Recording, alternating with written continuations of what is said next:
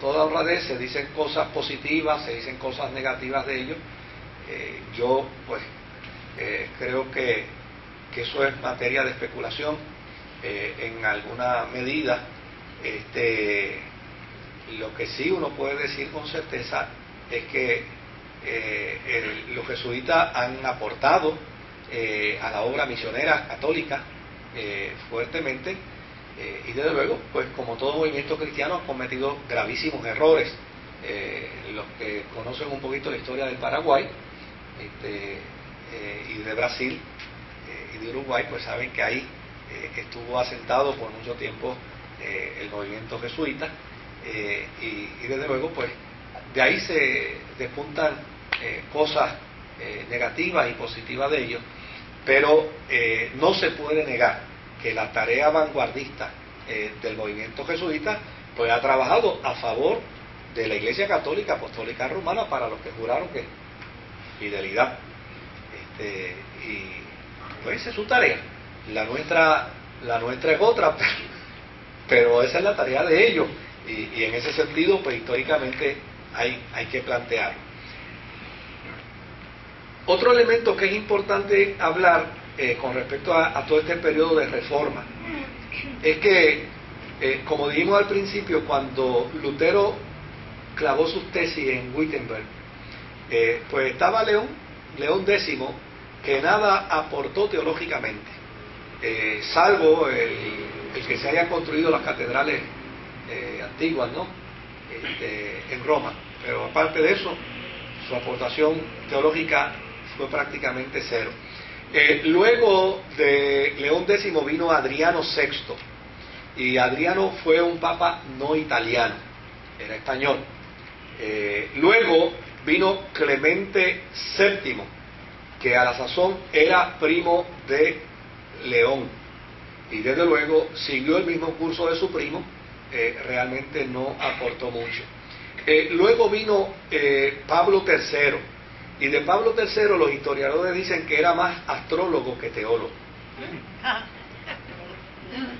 Sí, le gustaba más la astrología. Claro, se dice eso entre otras cosas. Entre otras cosas hizo cardenales a sus nietos. Y si hizo cardenal a sus nietos era porque tenía hijos, ¿verdad? Porque nadie tiene nietos si no tiene hijos, si no tiene hija. Y si tiene hijos, violentó entonces ¿qué? Pues violentó el celibato. El Papa había violentado el celibato. Y desde luego hizo a su hijo, sí, hizo a su hijo duque de Parma y de Piacenza, y desde luego también a lo que se dedicó fue al renacimiento y a embellecer a Roma. No tiene ninguna aportación. Ahora, en el periodo de Pablo III sí hay unas cosas que se pueden señalar, y es que Pablo III nombró una comisión de distinguidos cardenales y obispos para presentar un informe de la viabilidad de la reforma católica. O sea, ya no a nivel de Santa Teresa por aquí, de Ignacio de Loyola por allá, vamos a ver cómo se puede trabajar esto a nivel universal, directamente de Iglesia. Claro, cuando ellos le presentaron el informe, el Papa vio cuán alto era el costo de la reforma, porque por donde había que comenzar la reforma era por el papado. Y esta gente que él comisionó, a estos cardenales y a estos obispos, fueron bien íntegros en su planteamiento. Yo cuando trabajaba esto me reía porque hace muchos años atrás a mí me nombraron para trabajar en un análisis, un estudio de una organización que estaba en una crisis bien seria, y me nombraron a mí junto a 2 pastores más, y desde luego nos repartimos el trabajo, y a mí me tocó pues el trabajo de evaluar lo administrativo de esa organización que competía precisamente a los que nos habían nombrado, y cuando hicimos los descubrimientos, pues descubrimos que todo el debacle que allá había era responsabilidad del cuerpo administrativo que nos nombró. Entonces, cuando nos reunimos los tres, pues desde luego yo probablemente peco más de presentado que de aguerrido, pero los otros dos pastores me dijeron: Moisés, todo esto está demasiado de caliente como para a la gente que nos nombró decírselo. Y yo: bueno, si ustedes no se atreven, yo se los digo. Y eso iba acompañado con unas recomendaciones. Y desde luego, cuando le fuimos a presentar el informe al cuerpo ejecutivo de esa organización que nos nombró para emitir el informe e investigar y explicar los hallazgos, pues entre las recomendaciones yo había reservado la última. Y la última recomendación era pidiéndole la renuncia a todo esto.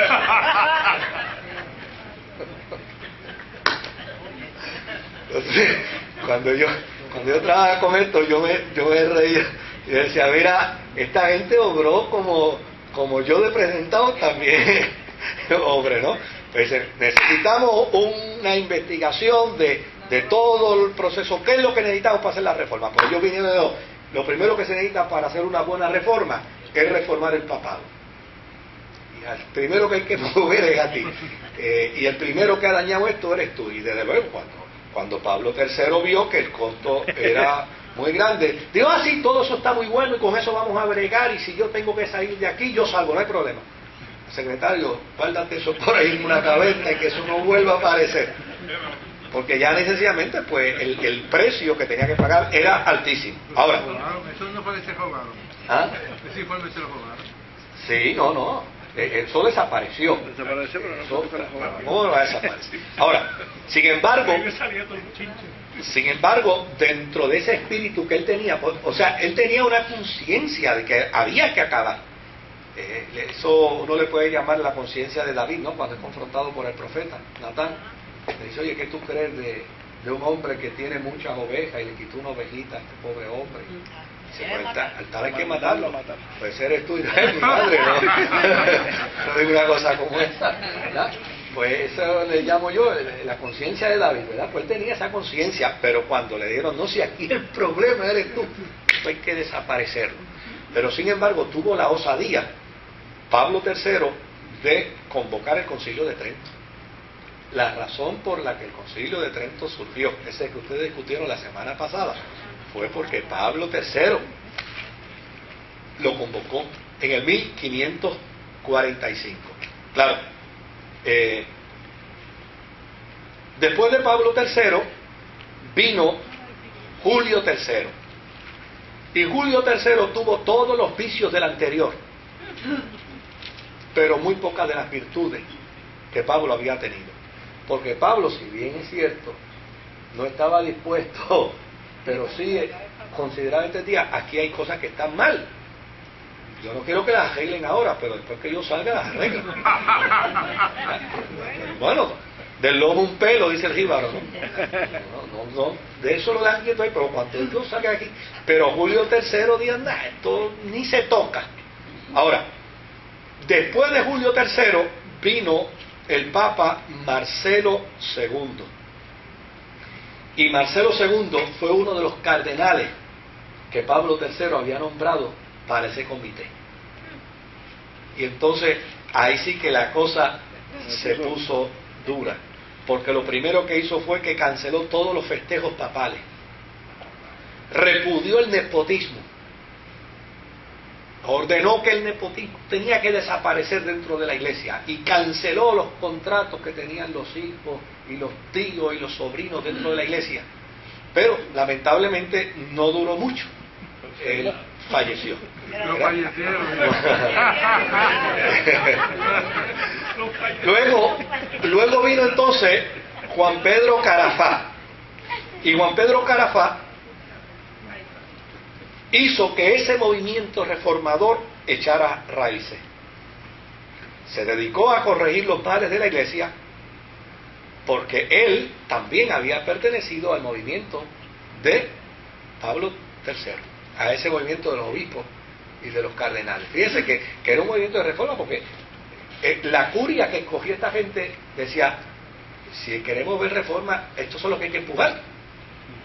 Y fíjense que metieron dos simultáneamente. Ahora, era austero, era muy severo, y desde luego